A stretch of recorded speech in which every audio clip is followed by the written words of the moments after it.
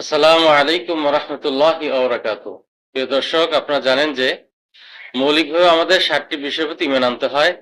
এর ষষ্ঠ বিষয় হলো আখিরাতের প্রতি আমাদের ঈমান আনতে হবে। আখিরাতকে আমরা বিশ্বাস করি, বিশ্বাস করব। কিভাবে বিশ্বাস করব? আমাদের মনে প্রাণে এটা বিশ্বাস করতে হবে যে কিয়ামত সংঘটিত হবে, কোনো সন্দেহ নেই। তবে কবে সংঘটিত হবে এটা আল্লাহ জাল্লা শানহু ছাড়া আর কেউ জানে না। ফেরেশতারা জানে না, মানুষ জানে না, জিন জানে না, কোনো মাখলুক জানে না যে কিয়ামত কবে সংঘটিত হবে। একমাত্র আল্লাহ তাআলা ভালো জানেন। তো যখন কিয়ামত সংঘটিত হওয়ার সময় ঘনিয়ে আসবে, তখন হযরত ইসরাফিল আলাইহিস সালাম সিংহে ফুঁক দিবেন। তখন সকল প্রাণী মারা যাবে, আকাশ জমিন সবকিছু তছনছ হয়ে চূর্ণ বিচূর্ণ হয়ে যাবে। এভাবে অনেকদিন অতিবাহিত হবে। এরপর আবার তিনি সিংহে ফুঁক দিবেন।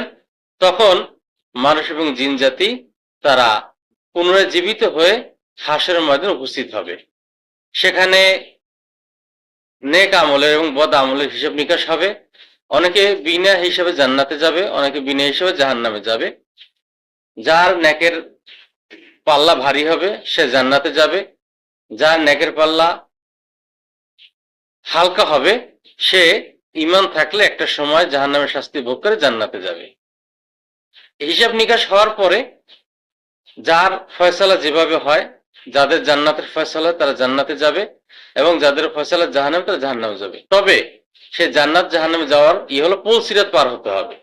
পুল সিরাতের নিচে রয়েছে জাহান্নাম। যারা জাহান্নামী তারা পুল সিরাত পার হতে পারবে না, তারা পরে জাহান্নামের গর্তে নিমজ্জিত হবে। আর যারা জান্নাতি হবে তারা তাদের আমল অনুযায়ী ওই অনুযায়ী গতি হবে, আলো হবে, ওই অনুযায়ী তারা জান্নাতে চলে যাবে। আল্লাহ জাল্লা শানহু মেহেরবানি করে বিষয়টি উপলব্ধি করে মনে প্রাণে বিশ্বাস করার তৌফিক দান করেন। আসসালামু আলাইকুম ওয়া রাহমাতুল্লাহি ওয়া বারাকাতুহু।